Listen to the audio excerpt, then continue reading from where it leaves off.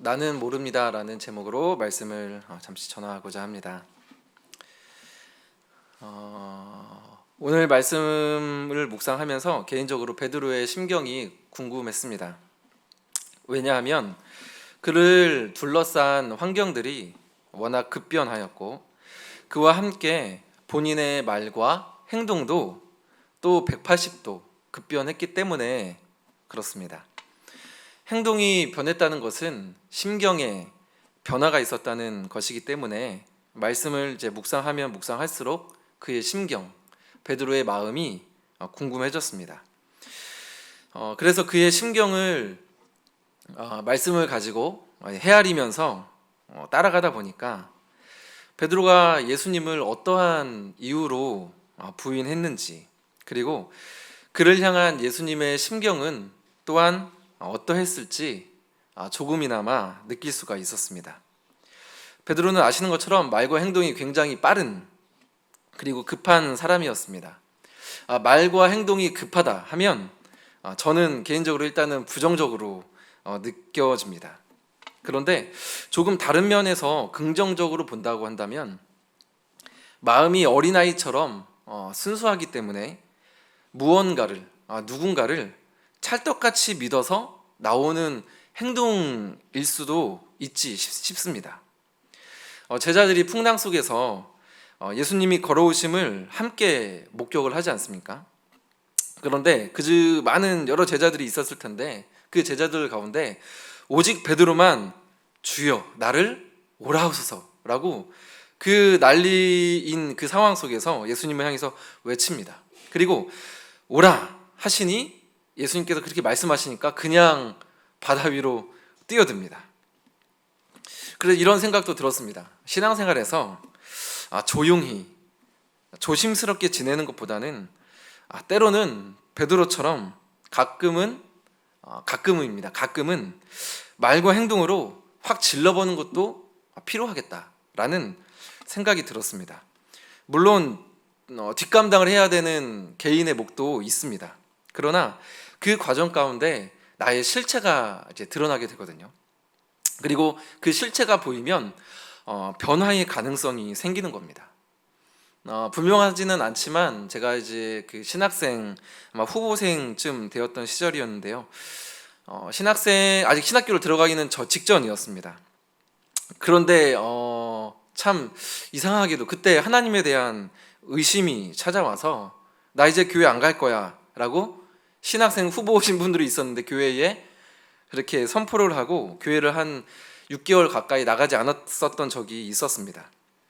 물론 제 나름대로 의심으로 이제 교회를 나가지는 않았지만 그래도 나름대로는 신앙적인 결단이었기 때문에 그 가운데에도 기도는 했죠.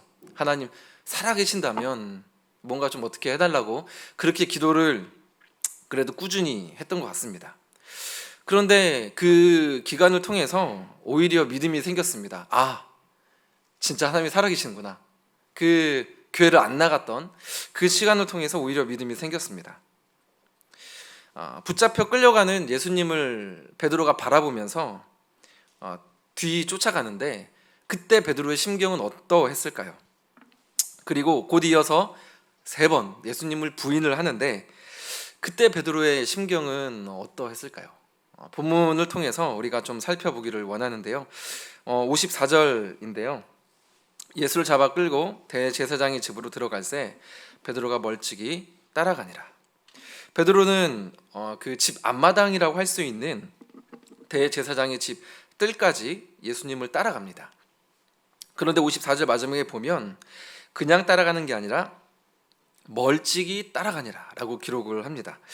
멀찍이 서서 따라가는 행동 자체가 사실은 이미 행동으로 예수님을 부인하기 시작한 거라 볼 수가 있습니다. 말로 부인하기 전에 사실은 행동으로 먼저 부인하기가 쉽죠. 먼저 이 베드로가 그 모습을 보입니다. 그리고 그곳에서 사람들과 함께 불을 쬐며 앉아 있습니다. 그 팔레스타인 지역, 이스라엘 지역은 일교차가 굉장히 심한 지역입니다. 10도는 기본이고요. 20도까지도 이렇게 차이가 나는 지역이 그 이스라엘 지역입니다. 그래서 밤이 되면 굉장히 쌀쌀합니다. 그런데 그 추위를 피하기 위해서 그 대제사장의 집에 모인 사람들이 이제 모여서 이제 모닥불을 피웠겠죠. 나무에 불을 붙이고 모여서 앉아 있었습니다. 그런데 그 모닥 불빛에 이 베드로의 얼굴이 이렇게 비추이고 그래서 드러납니다. 불길에 따라 이제 불이 이렇게 막 타지 않습니까? 그 불길에 따라서 베드로의 얼굴도 이렇게 일렁이면서 아마 보였을 겁니다. 그러자 한 여종이 그를 빤히 쳐다보면서 묻습니다. 네가 그와 함께 있었다. 베드로가 대답을 합니다. 아닙니다. 나는 그를 알지 못합니다. 조금 후에 다른 사람이 다시 묻습니다. 너도 그 도당이라, 그 모임이다, 그 무리다, 이렇게 말을 하는 거죠. 그러자 베드로가 또 대답합니다. 이 사람아, 나는 아니다. 두 번째 부인이죠. 성경을 보면 1시간 후에 한 사람이 장담하며 말합니다. 당신 말투를 보니까 갈릴리 사람인데, 갈릴리 지역에 사는 사람들은 이렇게 말투가 좀 억셌다고 합니다. 부산에 사는 이제 우리 대한민국 국민처럼 이 갈릴리 지역에 사는 사람들이 이렇게 말투가 억셌다고 합니다. 그러니까 확 티가 났겠죠. 당신 갈릴리에서 왔는데, 예수도 갈릴리 출신인데 그와 함께 있었던 게 확실해. 장담하면서 이렇게 말을 합니다. 그러자 베드로가 이제 마지막으로 부인을 합니다. 이 사람아, 나는 네가 하는 말을 알지 못하노라. 혹자는 베드로가 자신도 잡혀서, 예수님처럼 잡혀서 목숨이 위태로울까봐 순간적으로 겁이 났고, 그래서 예수님을 멀찍이 따라갔고 결국 부인할 수밖에 없었다고 말을 합니다. 또 혹자는 연약한 믿음 때문에 그렇게 부인을 했노라 라고 말을 하기도 합니다. 그런데 저는 이 부분에 퀘스천 마크를 붙이고 싶습니다. 무슨 말이냐면, 신약 성경 곳곳에 사실은 베드로가 굉장히 많이 등장하지 않습니까? 행동도 급하고 또 보면 사실 말도 많습니다. 그러니까 많이 등장을 하는 것 같은데, 그 베드로를 살펴보면 제가 내린 결론은 그 한순간의 어떤 두려움 때문에 자신의 목숨을 부지하려고 부인하고 배반한 사람은 아니다라는 것이 제 개인적인 결론입니다. 그는 오라 하시는 주님의 말씀에 바다 위를 걸었던 사람입니다. 그 풍랑 가운데 그 바다 위를 그냥 걸었던 사람입니다. 물론 중간에 이제 점점점 빠져가지만요. 그리고 장모의 중한 열병을 고치신 장면을 바로 그 목전에서 보았던 사람입니다. 그리고 무엇보다도 그 유명한 고백인 주는 그리스도시요 살아계신 하나님의 아들입니다라고 고백을 했던 그 고백의 당사자입니다. 이 고백 후 예수님이 말씀하시죠. 시몬아, 네가 복이 있다. 이를 알게 하신 이는 혈육이 아니라 하늘에 계신 나의 아버지다. 이렇게 예수님이 다시 한번 확인을 또 해주시죠.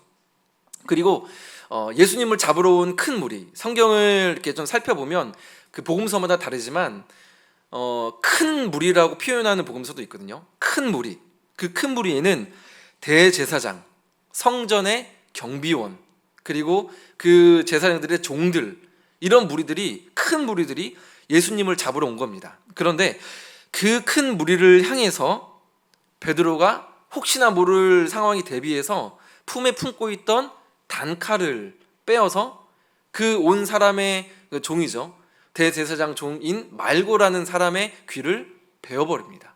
여러분, 이것이 칼과 몽치를 들고 온 그 큰 무리를 향해서 품고 있던 칼을 빼어서 귀를 잘라버렸다. 이게 어떻게 해석이 여러분 되실런지 모르겠습니다. 그렇게 겁이 나고 뭔가 여차하면 내가 뭐 속된 말로 토껴야겠다, 이런 생각이 있었으면 그 큰 무리 앞에서 칼을 빼서 대제사장 종 말고의 귀를 벨 수 있었을까요? 저는 조금 의심이 들었습니다.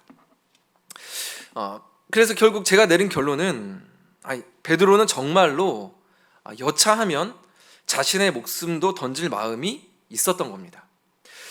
그런 그가 나는 그를 알지 못합니다라고 3번을 부인합니다. 자, 앞선 내용들을 종합해 보았을 때 사실 베드로는요, 예수님을 몰랐던 게 맞습니다. 더 정확하게는 예수님의 실체를 몰랐던 거죠.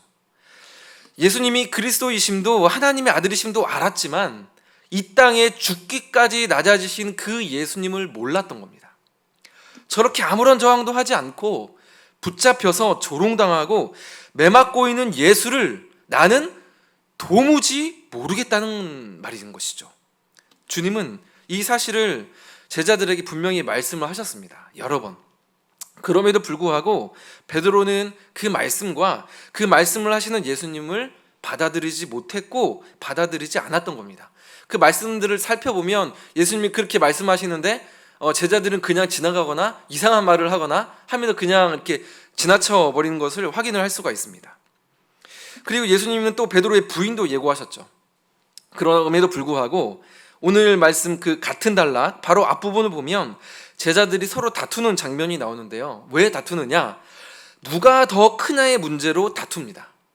나중에 예수님이 우리 민족을 해방시키고 왕위에 오르시면 누가 그의 오른팔이 되겠느냐? 이거를 가지고 논쟁을 하고 있는 거죠.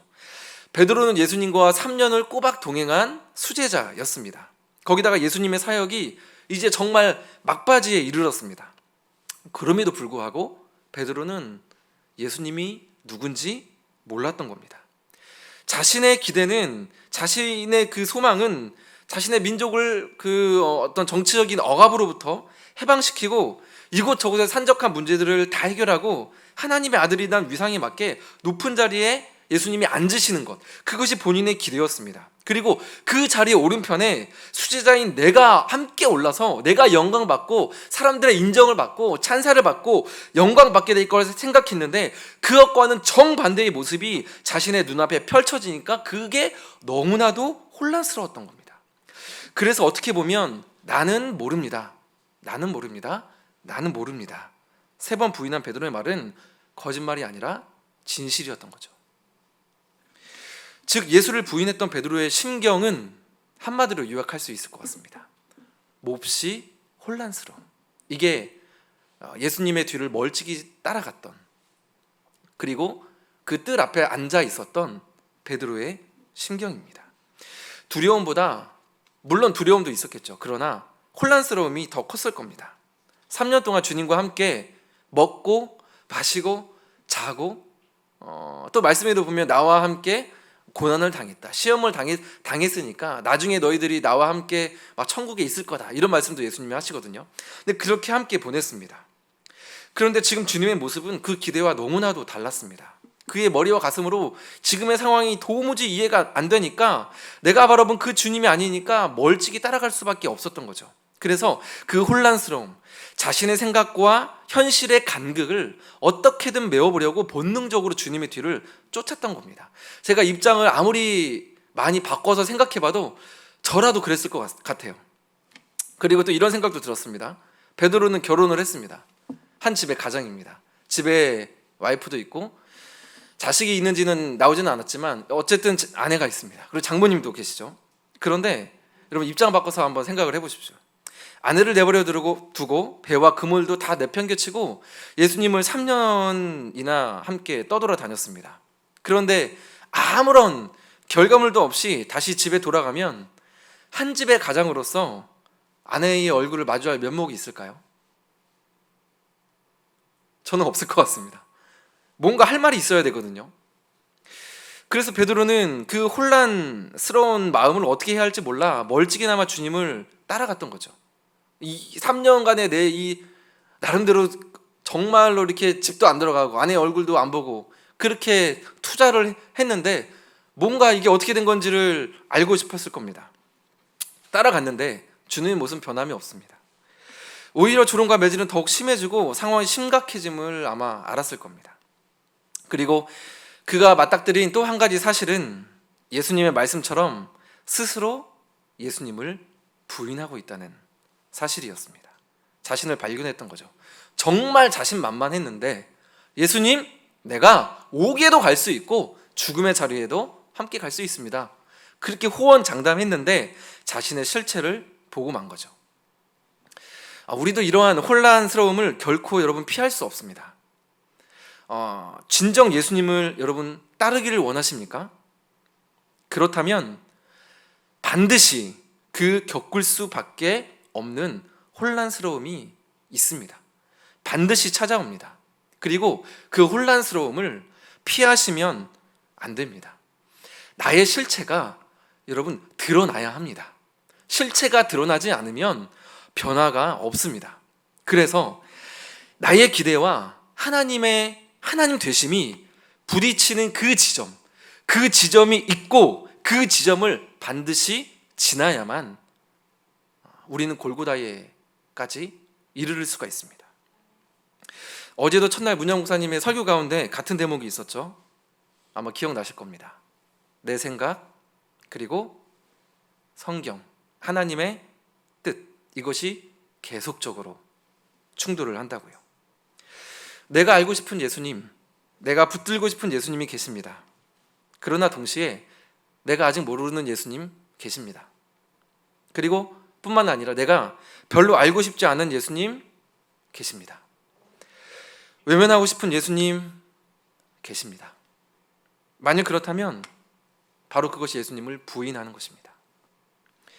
말로는 거의 부인을 안 했겠지만 멀찍이 거리를 두고 따라간 베드로처럼 우리는 이미 행동으로 수없이 예수님을 부인했을 겁니다.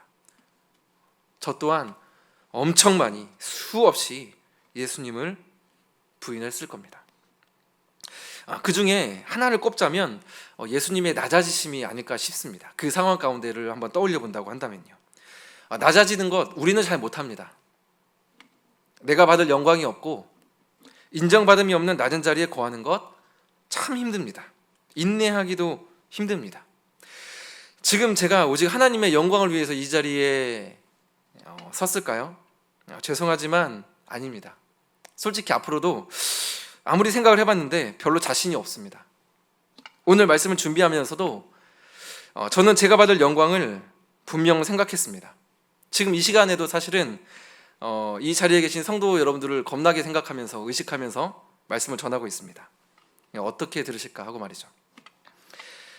이렇게 앞에서는 주님께 영광을 외치지만 돌아서면 제 영광을 꼬박꼬박 챙기는 것이 저의 모습입니다. 여러분들은 어떠하신지 모르겠습니다. 저와 같이 가르치는 위치 그리고 누군가를 섬겨야 하는 위치 그 자리에 있는 분들은 그래서 더 위험하지 싶습니다. 왜냐하면 예수님을 잘 아는 것과 같은 착각에 쉽게 빠질 수 있기 때문입니다.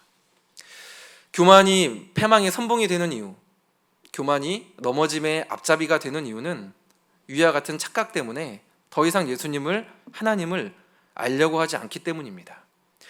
예수님을 아는 것이 우리의 생명이고 그분을 알아가는 것이 우리를 향한 하나님의 분명한 뜻일진데 예수님을 알려 하지 않는다면 나는 그냥 죽은 사람으로 살게노라 말하는 것과 다름이 없을 겁니다.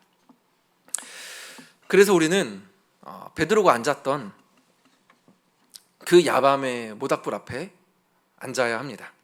반드시 거쳐야 됩니다. 그래서 그 불빛 앞에서 나에게 새롭게 다가오시는 그 예수님과 조우해야 합니다. 그 불빛 앞에서 내가 정말 어떤 사람인지 비추어 볼 수 있어야 합니다.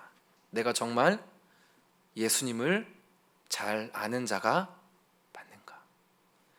그 불빛 앞에서 예수님, 내가 당신을 압니다 라는 고백보다 주님, 나는 아직 당신을 잘 모릅니다 라는 고백이 더 필요한지도 모르겠습니다. 모닥불 앞에 서는 이 과정들이 결코 쉽지 않습니다. 영적으로 깨어 있어야 되고요. 성령 하나님의 인도하심에 민감해야 되고 말씀 앞에 서서 내 자신을 부인해야 하기 때문에 결코 그 자리가 쉽지가 않습니다. 저는 개인적으로 신앙의 연수가 더해지면 더해질수록 사역의 연차가 늘어나면 늘어날수록 그 과정이 더 힘겹게 느껴지고 거짓말 하나 없이 사실은 피하고 싶어집니다. 여러분들은 어떠신가요? 크게 저와 다르시지 않으시죠? 그 말씀을 정말 계속 자고 싶은 그 말씀을 말씀이 아니죠. 그 마음을 깨우고 이 육신을 깨워서 기도의 자리에 나가는 게 여러분 쉽습니까? 너무나도 어렵습니다. 그래서 어젯밤에는 잠시 기도하다가 그래도 이 새벽에 지금 새벽 기도도 한동안 이제 없어서 물론 이제 밴드에 꼬박꼬박 올라가고 있지만 그래도 그렇게 몸과 마음을 쳐서 이 자리에 나오시는 성도님들의 그 마음, 갈급한 심령을 위해서 잠시나마 기도를 하게 되더라고요. 그 자리에 서는 것, 모닥불 앞에 서는 것, 그 불빛에 내 마음의 얼굴을 비추어 보는 것 어렵습니다. 그래도 주 안에서 사랑하는 여러분, 조금만 더 힘을 내셔서 그 주님께 정말 그 주님의 발치만이라도 붙들기만 하시기를 간절히 소망합니다. 일단 그러면 됩니다. 붙들기만 하면 됩니다. 그냥. 왜냐하면 소망은 나에게 있는 것이 아니라 오직 주님께 있기 때문에 그렇습니다. 남은 한 절의 본문을 통해서 이 부분을 확인할 수가 있는데요. 힘겹게 모닥불에 앉아있다 하더라도 그 가운데 나를 바라보시는 예수님의 시선이 분명히 있기 때문에 그렇습니다. 오늘 본문 60절, 61절, 62절을 함께 좀 읽어봤으면 좋겠습니다. 네, 함께 한번 읽어보겠습니다. 베드로가 이르되 이 사람아 나는 네가 하는 말을 알지 못하노라고 아직 말하고 있을 때에 닭이 곧 울더라. 주께서 돌이켜 베드로를 보시니 베드로가 주의 말씀 곧 오늘 닭 울기 전에 네가 3번 나를 부인하리라 하심이 생각나서 밖에 나가서 심히 통곡하니라. 아멘. 61절에 주께서 돌이켜 베드로를 보시니 라고 합니다. 여기서 돌이킨다는 것은 어떤 생각을 돌이키거나 그런 것이 아니라 예수님의 몸을 실제적으로 반쯤 돌려서 돌이킨다는 것을 말을 합니다. 그리고 나서 베드로를 보시니 라고 기록을 하는데, 여기서 말하는 보시니는 정확히 그 사람을 주목하여 응시하여 보신다라는 그러한 뜻입니다. 그러니까 베드로가 예수님을 부인을 했을 때에 예수님께서 몸을 돌이켜 베드로를 주목하신 거죠. 응시하여 바라보신 겁니다. 그리고 그제서야 베드로는 예수님께서 닭이 울기 전에 3번 네가 나를 부인할 것이다 라는 그 말씀이 떠오른 것이죠. 마태, 마가복음에는요 닭이 울자 깨달았다라고 기록을 하거든요. 그런데 누가복음에는 주목하여 보셨을 때 깨달았다라고 기록을 합니다. 기록이 조금 다릅니다. 이게 이제 공동번역 성경에 보면 자세하게 나와 있는데요, 제가 한번 읽어드리겠습니다. 공동번역 22장 59절입니다. 그때에 주께서 몸을 돌려 베드로를 똑바로 바라보셨다. 그제서야 베드로는 오늘 닭이 울기 전에 나를 3번 모른다고 할 것이다 하신 주님의 말씀이 떠올라. 그죠? 분명히 다릅니다. 예수님이 보시자 그 말씀이 떠올랐던 것이죠. 여러분, 우리가 다 여기서 한번 추측해 볼 수 있습니다. 베드로를 바라보시는 그 주님의 시선과 눈빛은 여러분 어떠했을까요? 사실은 제가 말씀한 중간 정도 묵상을 했을 때만 해도 그 시선을 떠올렸을 때에는 약간 실망 어린, 그리고 뭔가 이렇게 힘이 하나도 없는, 내 그럴 줄 알았다 하는 그런 눈빛이 계속 떠올랐었거든요. 그런데 말씀을 계속 좀 살펴보고 묵상하면서 내린 결론은 그것과 정반대였습니다. 누가복음 22장 31절 32절에 이런 말씀이 있습니다. 시몬아 시몬아 보라, 사단이 너희를 밀가부르다 하려고 요구하였으나 그러나 내가 너를 위하여 너희 믿음이 떨어지지 않기를 기도하였으니 너는 돌이킨 후에 너희 형제를 굳게 하라. 예수님이 몸을 돌려 베드로를 바라보시던 그 시선은 베드로를 위해 오랜 시간 간절히 기도했던 주님의 시선이었습니다. 누군가를 위해 여러분 오랜 시간 간절히 기도해 보셨습니까? 그러면 사랑하게 됩니다. 별로 관심이 없고 내가 그 사람을 좋아하는지 사랑하는지 잘 모르는데 그 사람을 위해서 간절히 내가 기도를 계속하면 사랑하게 됩니다. 그를 바라보는 눈빛이 나도 모르게 바뀌게 됩니다. 그래서 누군가를 위해 간절히 기도했던 그 시선으로 예수님은 베드로를 바라보셨던 거죠. 너는 돌이킨 후에 너희 형제를 굳게 하라. 예수님은 지금 베드로의 모습을 넘어서 소망 가운데 장차 베드로의 모습을 보신 겁니다. 그리고 그 시선으로, 소망하고 기대하는 그 시선으로 베드로를 바라보셨던 거죠. 그러니까 베드로야, 조금만 더 버텨다오 라는 격려의 시선으로, 그렇게 오랜 시간 기도하는 자의 사랑의 시선으로 베드로를 바라보았던 것입니다. 그동안 자신을 향해 말씀하셨던 그 말씀들이 떠오를 수밖에 없는 그 시선으로 바라보았을 겁니다. 그 사랑의 시선이 베드로로 하여금 심히 통곡하게 했던 겁니다. 만약에 예수님이 어떤 정죄와 내 그럴 줄 알았다라는 그러한 어떤 자조 섞인 판단하는 그러한 시선으로 베드로를 바라보았다면 아마 오늘 본문의 말씀이 바뀌었을 겁니다. 심히 통곡했을, 여기서 심히는 미완료형이거든요. 계속 통곡했다. 그러니까 엄청나게 통곡했다는 겁니다. 근데 만약에 예수님이 이렇게 사랑의 눈길로, 기대하는 눈길로 바라보지 않았다면 제 생각에는 그냥 나가서 뭐 울었더라, 아니면 통곡했고 이내 분노했더라. 왜냐하면 여러분 아시겠지만 판단과 정죄하는 눈길을 받아보시지 않았습니까? 그러면은 울음이 나던가요? 왜 그랬어? 그러면 잠깐 울다가도 이내 마음 가운데에 분노가 올라오지 않습니까? 이게 우리의 본 모습입니다. 그러나 베드로는 그 예수님의 시선을 받고 나가서 심히 통곡했습니다. 예수님의 사랑의 시선이 아니고서는 그러한 반응이 나올 수가 없었던 거죠.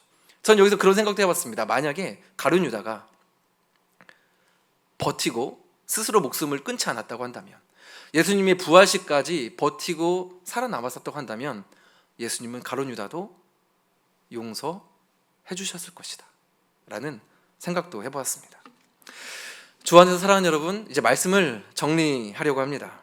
사랑의 시선이 사람을 회복시킵니다. 베드로를 향했던 주님의 그 시선은 오늘날 나를 향해서도 여러분 동일합니다. 베드로를 바라보셨던 그 주님께서 나를 바라보고 계십니다. 진실로 나를 바라보고 계십니다. 각자 맡겨주신 자리에서 하루하루 그래도 각자 최선을 다해서 살아나고 계신 줄 압니다. 아버지로, 어머니로, 한 집의 가장으로, 자녀로, 순장님으로, 여러 직분으로 섬기고 계신 줄 압니다.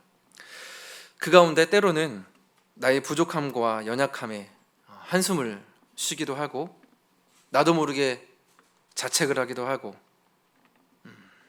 하나님께, 그리고 가족들에게, 그리고 성도들에게 죄송스러운 마음이 들기도 합니다. 그러나 주 안에서 사랑하는 여러분, 너무 오래 자책하거나 정죄하지 마십시오. 나를 향한 시선을 들어서 나를 영원 전부터 영원까지 한결같이 바라보시는 우리 주님과 눈맞춤 하셨으면 좋겠습니다. 주님의 그 시선만이 나를 살게 합니다. 그리고 누군가를 바라보는 나의 시선이 또한 그 영혼을 살립니다. 주 안에서 사랑하고 축복합니다. 우리 함께 찬양하며 기도의 자리로 나아갔으면 좋겠습니다.